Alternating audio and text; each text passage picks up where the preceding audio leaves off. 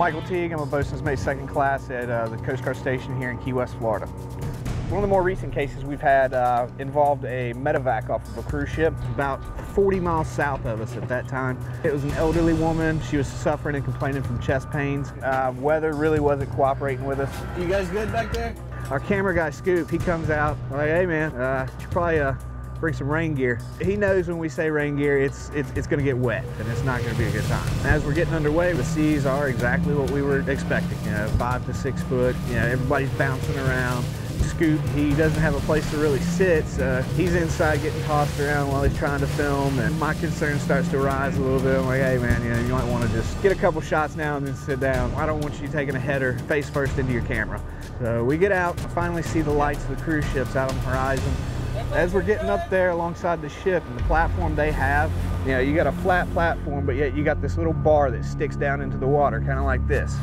And as we're coming up, all you see is this little bar come out of the water, then come back down, out and down, which poses a pretty good hazard for us. If this little bar gets up onto our boat and decides to come down, it's pretty much gonna do like this. By the law of gross tonnage, the cruise ship will always win. There's some guys out on this platform waiting to throw us a line. You sure you don't want the line to secure that? No lines, no. Yeah, I'm yelling at them, no line. They're like, well, why not, why not? It's like, no lines. Because if I have to get away from this boat, I don't want to be attached to it. If I need to get away, Yeah. it's gonna screw me up. The first thing I want to do is send somebody over just to check out the patient, see what kind of condition she's in. It's going to be a challenge just to get close enough alongside. We want to try and time it so that when they're going up, we're going up. When they're coming down, we're going down. Go when you're ready. So you add that in there, it makes for a little bit complicated transfer. I'm looking back and I'm checking, I'm looking again. Finally I get to a spot, I say go, and they're over. I think it took 10 seconds at the most. We get her over. First thing we need to do is get her settled in on the deck. The nurse came over fine with her.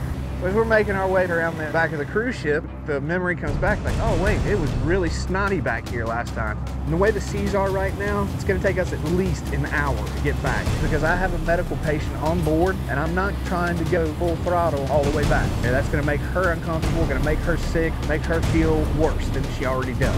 Frank, our MK1, was talking to her the whole time. She did better than I think some of our crew could have done in that situation. And finally, we're coming through the harbor. I tie the boat up and I go back on the back deck. This is the first time I actually get to talk to the lady. I kind of kneel down. I'm like, hey, how you doing? My name's Mike. I'm the boat driver for tonight. Sorry it was such a bumpy ride.